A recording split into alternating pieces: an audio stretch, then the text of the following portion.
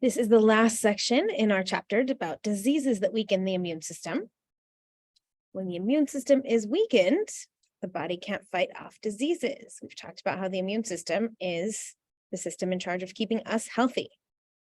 If that system is compromised, then we don't stay healthy as easily. We get sick more often. So HIV is the typical virus, the typical sickness that we talk about compromising a person's immune system. HIV is called a retrovirus. Normally, the steps of protein synthesis, we start with DNA. DNA gets transcribed into RNA. RNA gets translated into proteins. We had a whole chapter about that. HIV is a virus made of only RNA and a protein coat, just like COVID. Once it gets inside of our cells, it uses its structure to invade our cells, perform reverse transcription, and make its own DNA. Its DNA becomes a part of the cell's DNA and then will destroy the entire cell. HIV specifically attacks T cells. Helper T cells have proteins called CD4 and CCR5 on their surface. They're like locks that keep most bad things out.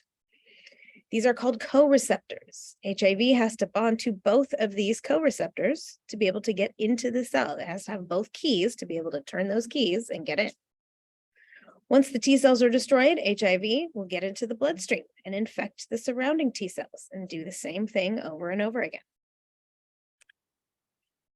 Scientists have actually found people in Scandinavia that have either a mutated CCR5 receptor or no receptors at all. Without these receptors, HIV cannot enter T cells, which means they cannot replicate or destroy them. So these people have a natural immunity to HIV. And there are other people that have undergone stem cell transplants from these specific people that have been cured of HIV. Doesn't happen very often. It's very lengthy and dangerous and expensive, but it can be done.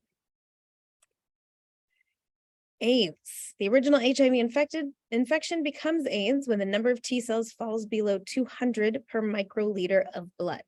Normally, we have 5,000 to 10,000 T cells per microliter of blood. But HIV will kill enough of it that HIV will turn into AIDS. Pathogens will take advantage of the low T cell count and destroy them faster than we can make new ones. People don't die from AIDS itself. They die from the infections that will take over the weakened immune system. They're called opportunistic infections. Pneumonia, cancers, and bacterial infections are the most common. Activities that will transmit HIV/AIDS. Unprotected sex is the most common, the mixing of body fluids. That's why using condoms is always preached in sex ed classes. Always, always, always use condoms.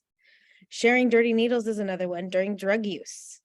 There are cities that have a needle exchange program, so this happens less often. And the rate of HIV/AIDS has decreased among their homeless drug-using population.